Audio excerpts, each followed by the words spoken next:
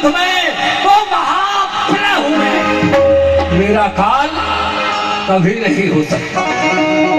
लेकिन कंस, ये देवताओं की वाणी है, सत्य भी हो सकती है, लेकिन हमें इसकी परवाह नहीं, क्योंकि न होगा वो लोहा तो बनेगी छुरी ही क्यों कर, न होगा बांस तो बजेगी बांसुरी क्यों कर, में जड़ ही को तो बढ़ेगी ढाल फिर कैसे, जब न होगी ये देव की तो जलेगी लाल फिर कैसे। जब इस दुनिया में ये देव की नहीं होगी तो मेरा काल भी नहीं हो सकता। लेकिन क्या सोचा था इस देवकी को, जितने हर्ष उल्लास के साथ मैं विदा करने जा रहा था, लेकिन आज ये मेरे लिए क्या बन गई, जिसे मैं हार समझा था कला अपना सजाने को, ये विषैली नागिन बन बैठी मुझे ही काट खाने को। मेरे दिल के फपोले जल उठे इस सीने के दाग से, इस घर को आग लग गई इस घर के चिराग से। नहीं छोड़ूंगा ओ हतभागिनी, मेरे काल को जन्म देने वाली और काली नागिन, रस्ते नीचे काट। देव की जानी रथ ते उतर पड़ो अभिमानी, खड़गनकार हाथ में ली मारन की मनसा मन की। भैया भैया, देवकी मेरा कोई दोष, तेरा दोष कुछ नहीं, तो मेरा कोई अपराध भी तेरा कुछ नहीं। तो का भैया आपका मस्तक फिर गया है। हाँ, आज ये मेरा मस्तक फिर गया है, और ये फिरा हुआ मस्तक जब तक तेरे सर के टुकड़े टुकड़े नहीं कर देगा, ये शांत नहीं हो सकता। क्योंकि कुंठित हुई है इस समय मेरी शक्ति ज्ञान की, प्यासी है ये खड्ग तेरे रक्त पान की। अरे भैया, तू मेरे यह मांग को सिंदूर को देकर, मेरे पाम के महावर को देखकर भैया मेरे हाथ के हरी हरी चूड़ी देख चुका। देवकी, आज तेरे ये मांग का सिंदूर मेरे खून में वाल ला रहा है। तेरे ये हाथों की मेहंदी मेरे लिए एक हलाहल विष बन गई है। देवकी, तेरी ये मांग बिगड़ जाए, जो लाल हो तुझ पर वो चाल ही मिट जाए, जो भूचाल हो मुझ पर वो चाल ही टूटे, जहाँ जंजाल हो मेरा वो नष्ट ऐसी भूख जहाँ पर काल हो मेरा। दिखा कर देख तू अपनी दिखावल चक्रधारी का, मुझे भी पूर्ण भरोसा है उस सुदर्शन चक्रधारी। अरे वो विधना कौन है तेरा जिसे तू याद करती है, सुदर्शन चक्रधारी की हमें तू धमकी देती है, तो संभाल, हम भी तो देखते हैं क्या तेरा वह चक्रधारी इस कंस के चक्कर से तुझे कैसे बचाता है। बम विश्वनाथ, बम विश्वनाथ। खैरिए युवराज, युवराज क्षत्रिय होकर एक निर्दोष अबला पर शस्त्र का प्रहार, तुम्हारे क्षत्रियपन को धिक्कार है, धिक्कार। क्यों बस्तेव, क्या तुम भी आड़े आते हो? नहीं श्रीमान, आप ही गलत मार्ग पर जाते हो। वो किस तरह है? वो इस तरह, इस्लामीय गुणा सूर्य भवान भोजस्य करा सकथम भगनी हन्या स्त्री मुद्वा परवणी।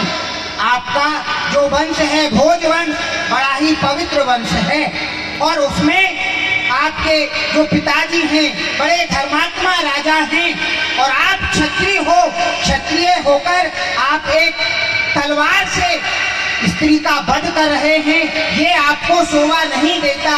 क्योंकि नहीं ये कर्म क्षत्रिय का जो जताए जोर अबला पर नहीं, ये सूर्य की आज्ञा जो दिखाए जोर अबला पर।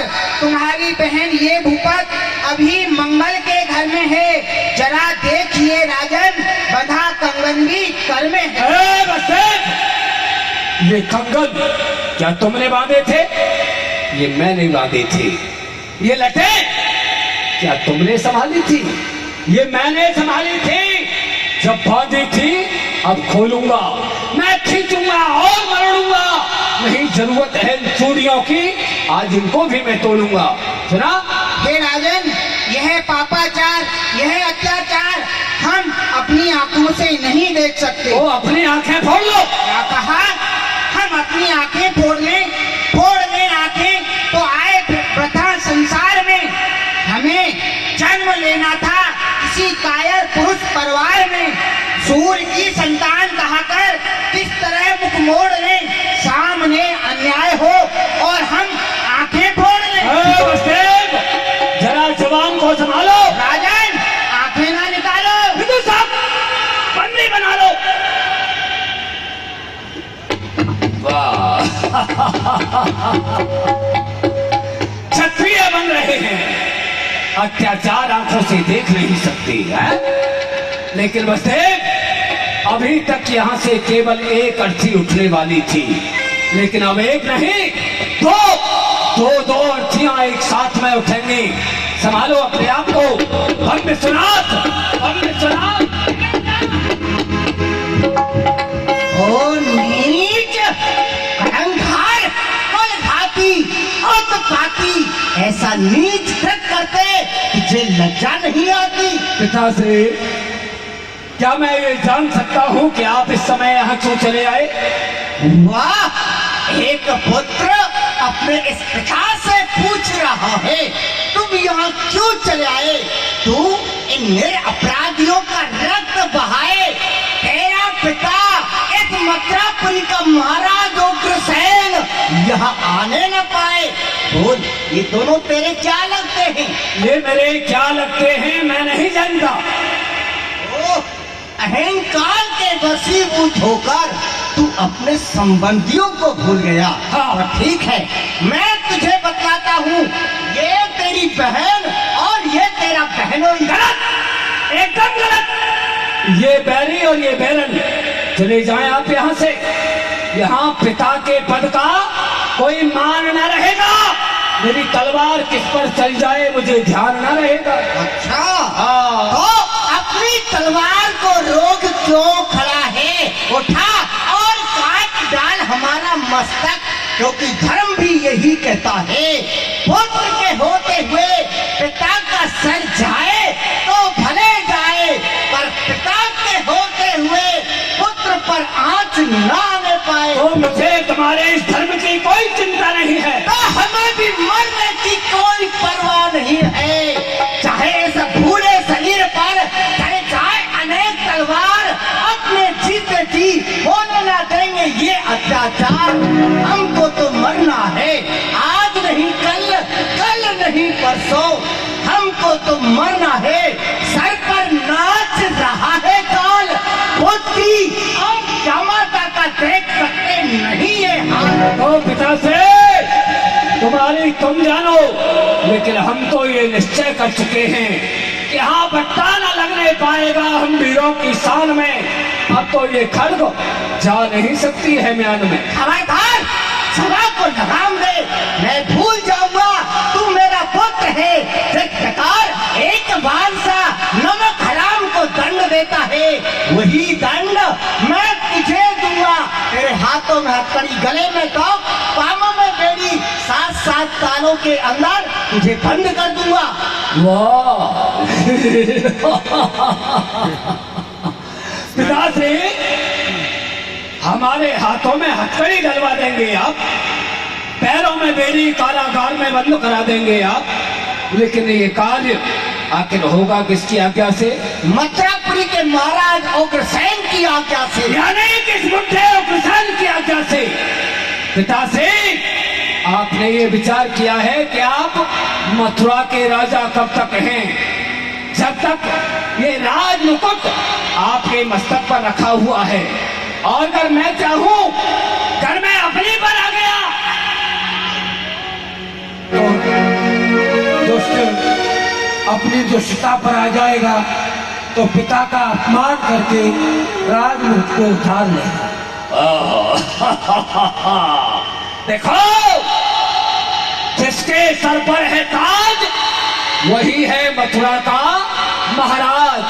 पिता से अब यहाँ के राजा आप नहीं, इस कंसराज को कहो ये सेवक अभी थोड़ी देर पहले आपकी आज्ञा का पालन करते थे, लेकिन अब मेरे इशारे की ओर अपनी नजर रखेंगे। पिताश्री, अब हम भी तो देखते हैं कि किसके हाथों में पड़ती है हथकड़ी। ये पहुंचा पकड़कर यहाँ किसे जकड़ती है हथकड़ी। हो गया विध्वंस पिता और पुत्र का नाता। अपमान अब इस कदर और नहीं सहा जाता। जब आप ही आ गए इस घातक विचार में, तो मैं आपको ही भेजता हूँ सख्त कारागार में। विदूषक, बुड्ढे के हाथों में हथकड़ी डालो और कारागार में ले जाओ इसे।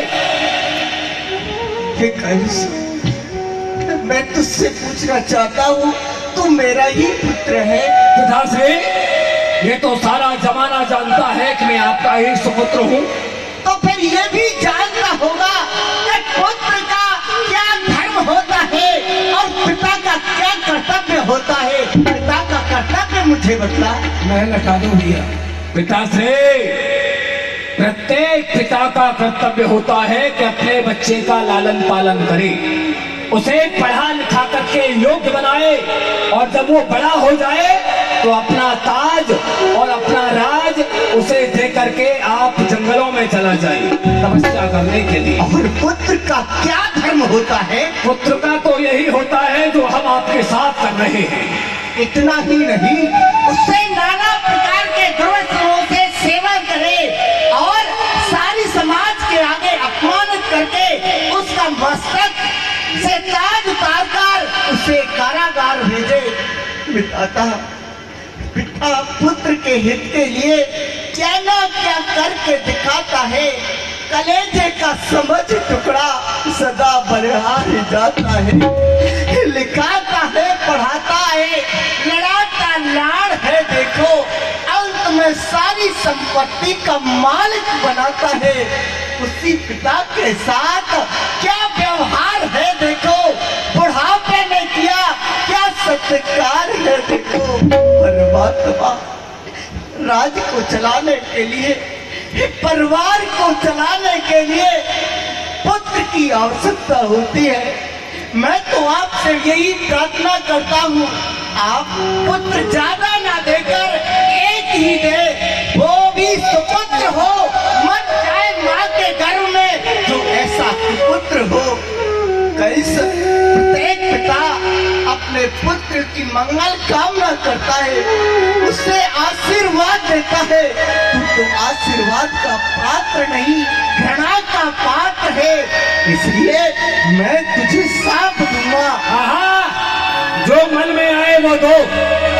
ये बूढ़े पिता का साप है, तू चैन न पाए, बदला तेरे कर्मों का तेरे सामने आए।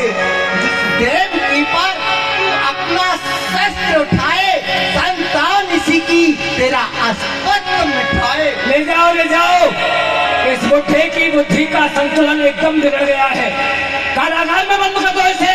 और सुनो, वहाँ रो रो के सुनाना उन जेदियों को तराना, यहाँ नहीं चलेगा कोई बहाना। ले जाओ इसे। सुनो, जिस किसी के पिता वृद्ध हो गए हों, बूढ़े हो गए हों, तो मुझे बताइए, मैं ले जाकर के जेल में पटक दूंगा।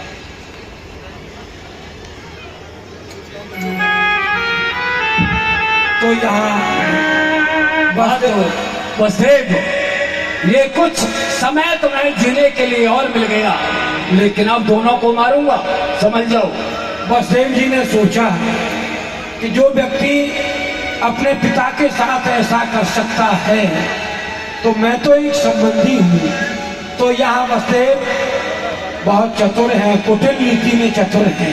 तो यहाँ कुटिल नीति का प्रयोग किया और कहने लगे, तब वसुदेव कहो कर जो राजन सुनिए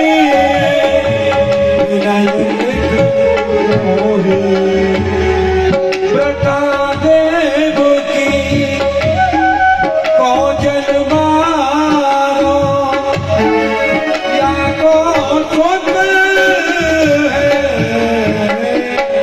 सचु तुम्हारा।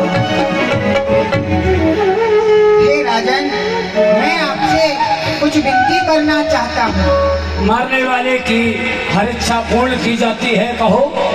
ये राजन, आपका जो शत्रु है वो देवकी की संतान है। आप देवकी को तो प्रथा में ही मार रहे हैं, तो आप सब सुख लागे हम तो लीजे,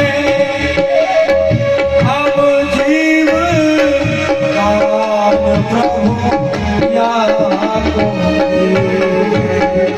हे राजन, आपका शत्रु है देवकी की संतान, तो वह संतान आप हमसे ले लेना और इस देवकी को आप जीवदान दो। वसुदेव जैसी बच्चों जैसी बात कर रहे हैं। अरे ऐसा कौन निर्दयी बाप होगा जो अपने कलेजे के टुकड़े को एक भूखे सिंह के सामने डाल देगा? हमें विश्वास नहीं होता। क्या कहा? आपको विश्वास नहीं होता? नहीं, ये बाचा हम तुम सन भाखे, सूर्य चंद्र साक्षी दे राखे। हम आपसे ये वचन देते हैं, सूर्य और चंद्र ये दोनों साक्षी हैं कि हमारे यहाँ जितनी भी संतानें होंगी हम तुम्हें लाकर के देंगे देंगे देंगे। ठीक है वसुदेव जी, हमें विश्वास हो गया, लेकिन हमारी भी कुछ शर्तें हैं, अगर मंजूर करो तो कहें। कहो राजा। मेहंदी लगी थी हाथ में, वहां हथकड़ी होगी, और महावर लगा था पैर में, वहां बेड़ियां होंगी। नार में तो 7 सालों के अंदर कारागार में रहना होगा। बोलो मंजूर है? मंजूर है। धर्म पर बलिहार सब कुछ, बात है ये क्या बड़ी, धर्म की खातिर सहूंगा ये मुसीबत भी कड़ी। 4 दिन की जिंदगी मौत लेने को खड़ी, धर्म के खातिर पहनूंगा हाथों में हंसकर हथकड़ी। फूफा जी, मैंने पहले ही मना किया था मत करना शादी, और शादी से होती है घर की बर्बादी। पहले आए थे मेहमान खाने, अब चलिए जेल खाने। आइए आइए आइए। तारे नाही डरे, इसको कहते हैं बंधुओं कर्म की गति।